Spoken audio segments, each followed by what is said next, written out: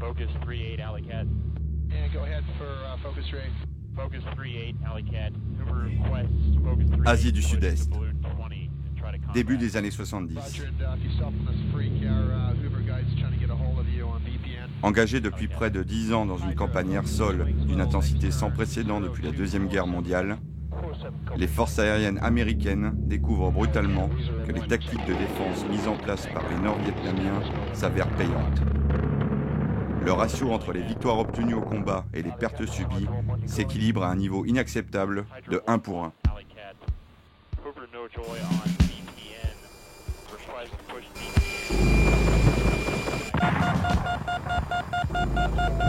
La supériorité aérienne américaine au-dessus du théâtre d'opération était alors gravement menacée. Et différentes études furent menées afin de retrouver cet avantage. Les conclusions et les actions à mener furent sans équivoque. L'entraînement des équipages était inadapté à la mission, l'US Air Force avait sous-estimé les capacités aériennes adverses, les règles d'engagement américaines étaient trop rigides. Il fallait revoir dans sa globalité les méthodes d'entraînement, c'est-à-dire recréer artificiellement un environnement de combat suffisamment réaliste pour que les pilotes inexpérimentés puissent s'aguerrir le plus rapidement possible. L'idée était qu'il fallait amener le jeune pilote à passer le cap fatidique des 10 premières missions de guerre sans dommage, dans un espace contrôlé et analysé, afin d'en tirer des enseignements. Toutes les infrastructures nécessaires à la mise en place de ce nouveau programme d'entraînement furent pensées pour représenter des objectifs ennemis crédibles, défendus par des sites de défense solaire et des intercepteurs employant du matériel et surtout les tactiques en vigueur dans les pays de l'ex-bloc soviétique. Cet ambitieux programme n'a pas été élaboré du jour au lendemain. Et c'est en 1975 que l'US Air Force proposait à ses escadrons de participer au tout premier Red Flag. Initialement tournée vers une composante RR, l'institution Red Flag a grandi au fil du temps pour englober tous les aspects et moyens mis en œuvre pendant une campagne aérienne. 6 fois par an, les pilotes de chasse des forces aériennes américaines, mais aussi des pays alliés des États-Unis, se donnent rendez-vous sur la base aérienne de Nellis, la maison du pilote de chasse, située au nord de Las Vegas, dans le désert du Nevada. Disposant d'un espace d'entraînement de plus de 40 000 km², uniquement réservé à ce wargame monumental, Red Flag est depuis plus de 25 années sans égal dans le monde, revendiquant plus de 12 000 sorties et 20 000 heures de vol par an.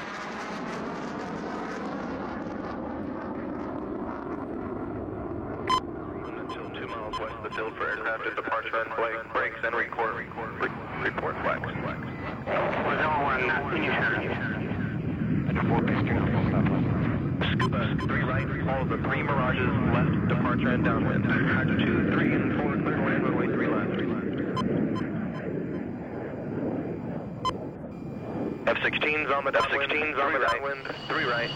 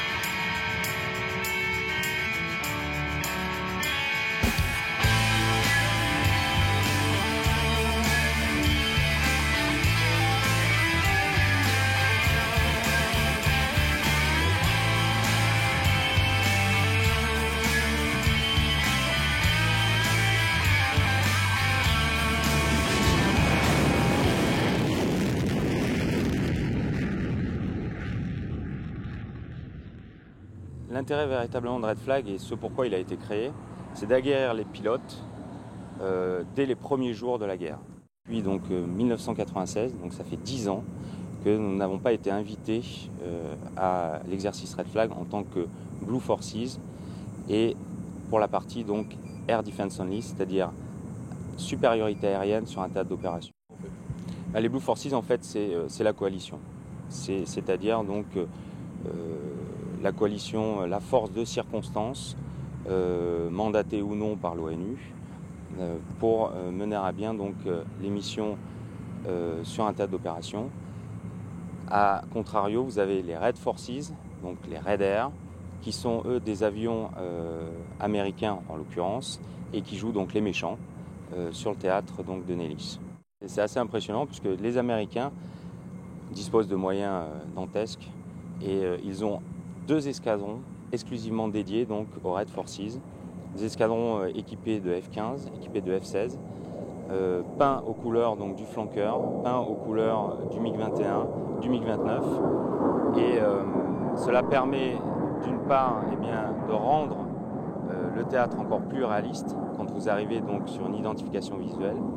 Et puis ces escadrons donc de Red Forces apprennent les tactiques donc russes, apprennent donc baignent véritablement dans une ambiance donc de l'ex-bloc soviétique, donc de la Russie. Les Mirage 2000-5 sont équipés depuis quelques mois du Mica infrarouge, donc c'est une première. C'était donc l'objectif dans l'objectif.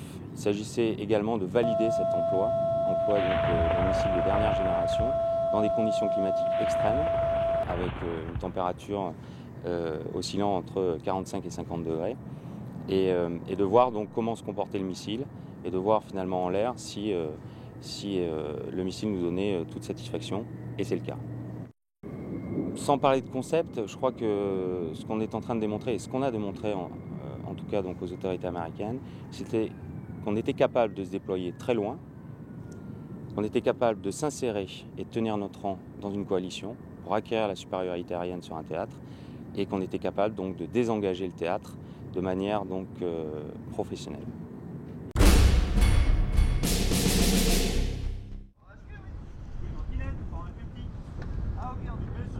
Quoi qu'il en soit, le grand cirque a bel et bien commencé. Et c'est sous une chaleur accablante que les mécaniciens français, canadiens ou américains bichonnent leur monture afin d'assurer les 2 lancements du jour, ou launches comme disent les Américains. Mais allons voir dans les coulisses si les acteurs sont prêts à tenir leur rôle. Lui, c'est le sergent Guillaume Mesplède, call sign Bigorneau. C'est la première fois qu'il vient à Nellis. Bigorneau est pistard au 1-2 Cigogne. C'est lui le dernier qui touche l'avion avant de le confier au pilote. Lui, c'est le capitaine Norbert Guény, call sign Wana. Wana est pilote au 1-2 Cigogne. Tout comme Bigorneau, c'est son tout premier red flag.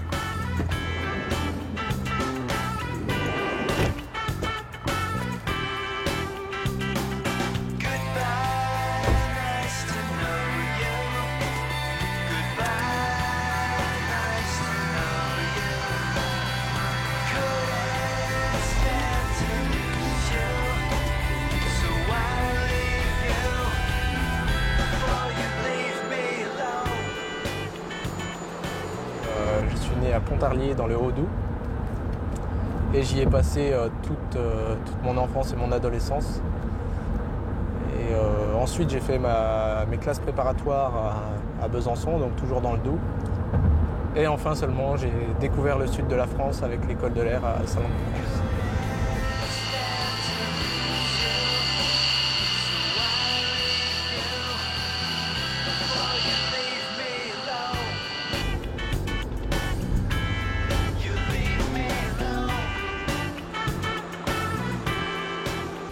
J'ai été affecté à Dijon fin décembre 2003. Ensuite, je suis parti à Orange pour le pilotage de base du Mirage 2000. Et puis, je suis revenu à Dijon début juin 2004. Donc, ça fait à peine plus de 2 ans que je suis vraiment à Dijon.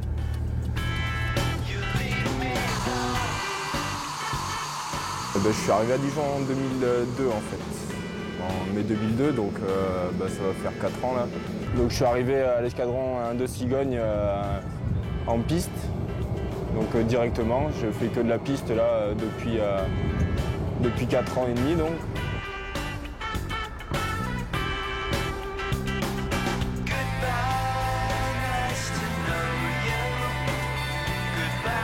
Là, à l'heure actuelle, je suis pilote de combat opérationnel.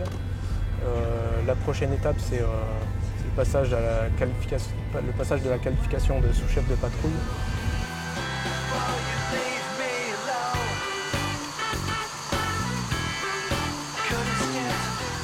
Ah si, c'est quand même un rêve de... J'aurais jamais pensé, je pense, être là. Je sais pas, quand j'avais 12-13 ans, si on m'avait dit ouais, bah, tu seras par exemple à Red Flag dans 10 ans, quoi, en train de travailler sur Mirage 2000, j'aurais peut-être pas cru.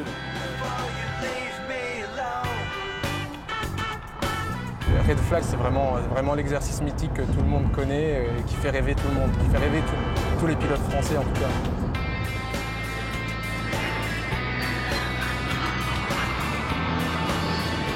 Je suis fier, et en même temps, même titre que ma famille, ils sont fiers de savoir que je travaille sur déjà avion de chasse, puis en plus Mirage 2000-5, le fleuron, c'est la pointe de l'épée, en plus le 1-2 Cigogne, quoi. On nous le répète assez, quoi. C'est un escadron prestigieux.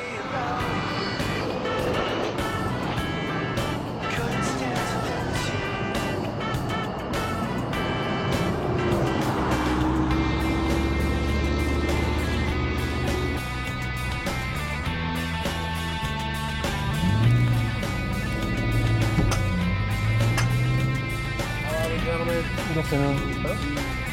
All right, have a good one. Thank you, goodbye. Donc là, tu rentres sur la base mythique. La base mythique de Nellis, oui. C'est, comme le dit l'inscription à l'entrée, c'est la maison du pilote de chasse. Et quand on voit le parking, ça laisse rêver et on comprend bien on comprend pourquoi cette base est mythique avec tous les avions en ligne, dont des F-22. C'est vraiment avec aussi les F-15 et les F-16 agresseurs, donc, qui sont peints d'une couleur différente. C'est vraiment mythique. Il y a des montagnes autour, le ciel bleu, enfin bref. C'est vraiment quelque chose. Nice to know you.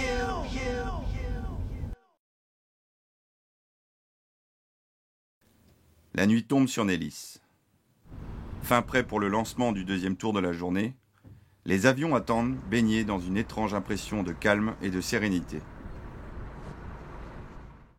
À quelques kilomètres de là, c'est le contraire. Une certaine frénésie due au soleil couchant s'est emparée de la ville lumière.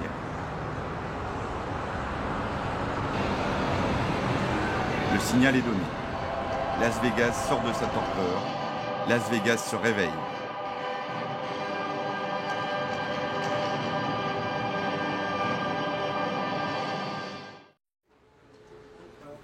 En salle d'opération, la pression, elle aussi, est montée d'un cran. Wana vole ce soir en tant que numéro 2 et peaufine avec ses équipiers les tout derniers détails de la mission. Il s'agit pour nous de protéger tout le raid allié vis-à-vis des avions ennemis. Donc pour protéger les bombardiers pour qu'ils puissent aller atteindre leurs objectifs, ou alors pour protéger les avions de transport qui vont éventuellement parachuter du monde sur la zone. Il n'y a pas de mot de passe qui bloque les écrans. Il faut compter à peu près 24 heures de préparation pour une mission qui fait à peu près 1h45. C'est à peu près le standard pour pouvoir coordonner toutes les vagues alliées, toutes les forces alliées.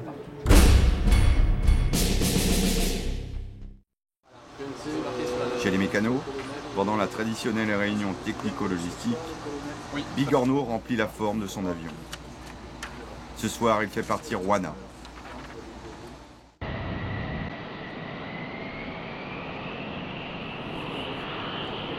À l'extérieur, le parking revient à la vie, baigné par le sifflement des F-16 et F-15 qui s'ébranlent.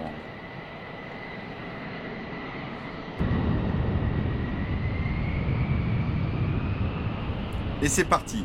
En tant que chef d'orchestre, l'AWACS est le premier à décoller.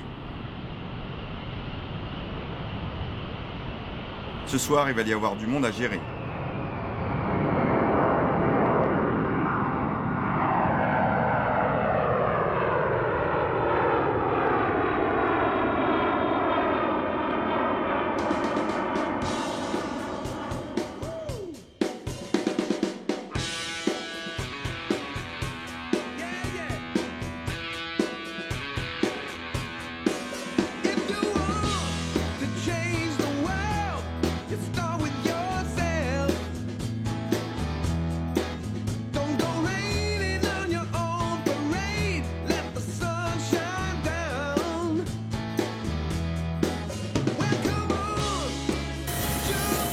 parti. C'est le feu, ça siffle, l'antenne, le radar, l'incidence, la totale. La totale. Antenne pariétale, câble les parafoudres. Le radome est bon. La pointe. Le radome. Vert. Câble les parafoudres, pariétale. L'antenne.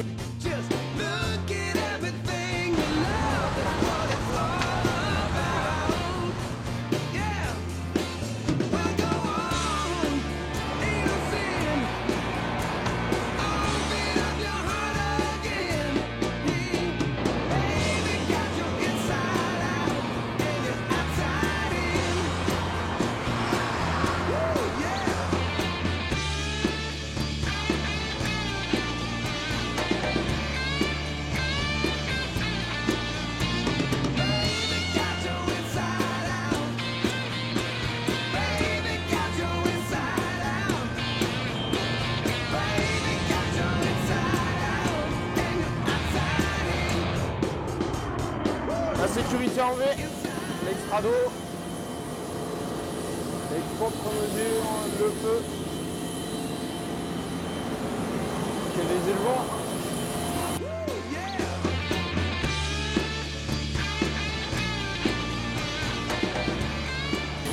Ok, bien fermé. La sécu enlevée, fermée, la frappe additionnelle, la sonde et les grettes, rien dans l'entrée d'air. La souris rentrée.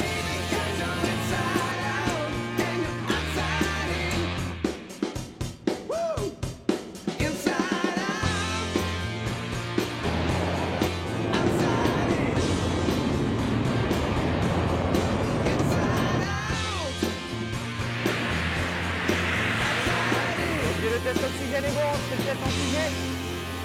Ça gonfle, ok. Ok, c'est tout bon pour moi, bon voilà tout à l'heure.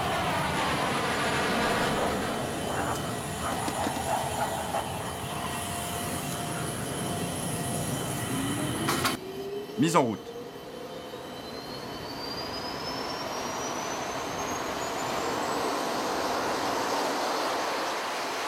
Sous l'œil attentif des pistards, les avions reprennent vie.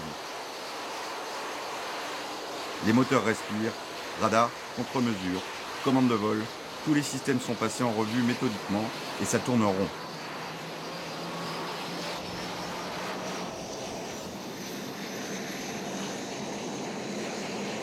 Ok, frein serré, dernier tour en attendant l'ordre de rouler. Ultime vérification, Vigorneau inspecte son avion sous toutes ses coutures, attentivement, minutieusement. Sécurité cross enlevée, tout est ok. Wana peut partir sans crainte et se consacrer totalement à la mission.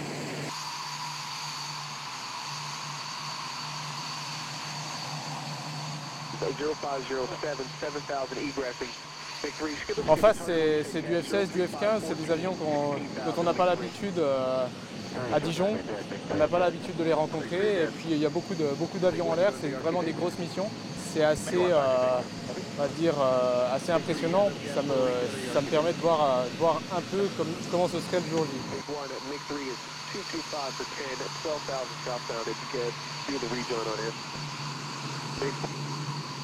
Au tout début, quand tu démarres, tu te dis c'est toi, t'as quand même un peu de stress de est-ce que ça va bien se passer et tout. Puis en fait, au fur et à mesure, ça devient il part. Voilà. C'est plus vis-à-vis du pilote, on espère qu'il va réussir sa mission, quoi.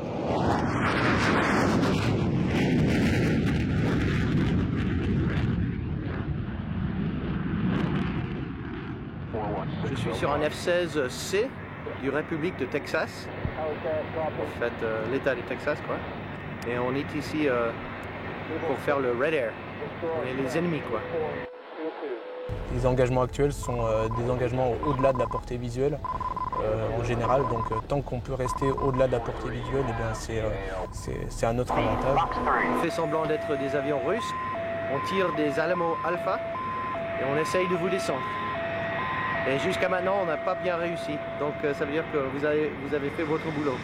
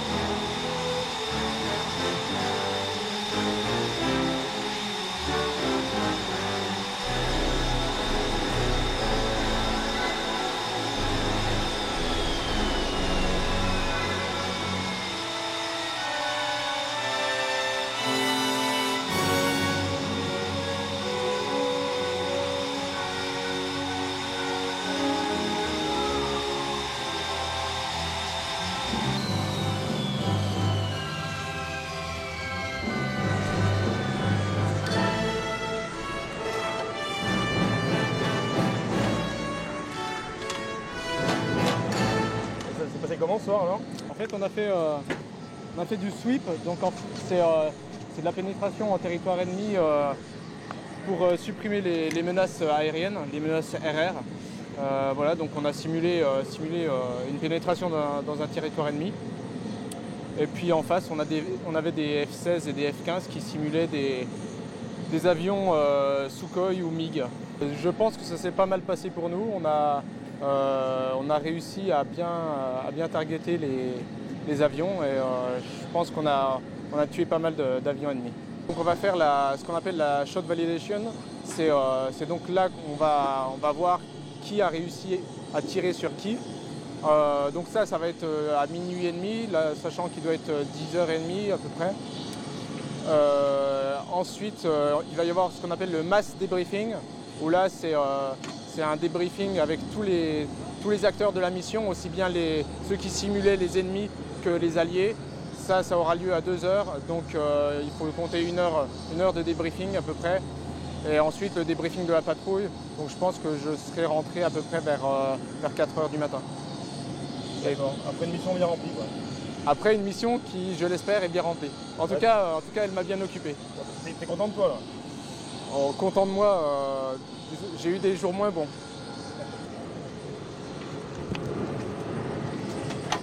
Bon, après le scénario en lui-même il existe, tout ce qui est les forces militaires virtuelles, amis ou ennemis, la situation politique des deux pays, enfin des deux parties ou des trois parties. D'accord, parce qu'en fait, au départ du Red Flag, on a une situation politique virtuelle. Ouais. En fait, c'est une île, hein, le Range, c'est une île qui est coupée en deux, et puis une partie qui possède Las Vegas, qui est un port, et l'autre partie qui avait Las Vegas et qui ne l'a plus, et qui veut tenter de le récupérer pour justement avoir accès à ce port et pouvoir importer, exporter à leur guise. Il y a une dictature et une démocratie. Et tous les jours, une mission pour aller essayer de les repousser le plus possible chez eux et puis les battre, tout simplement.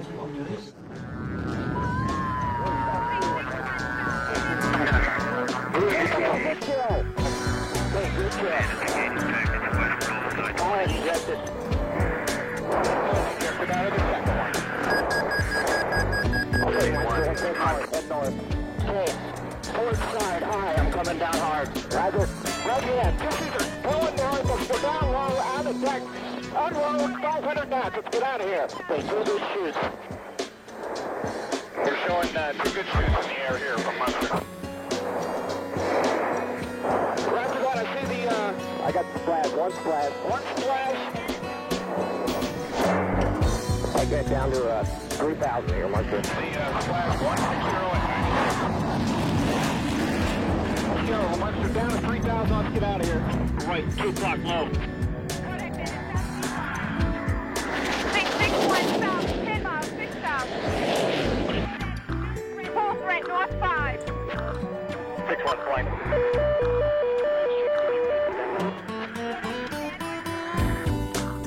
It was a stock adventure. Yes, very good stock adventure.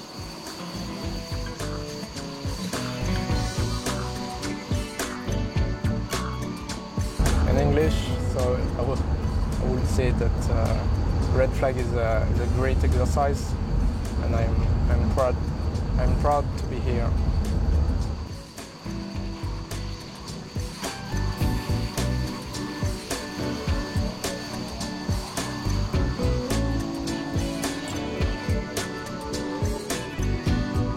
En anglais, je dirais que Red Flag is the most realistic training in the world.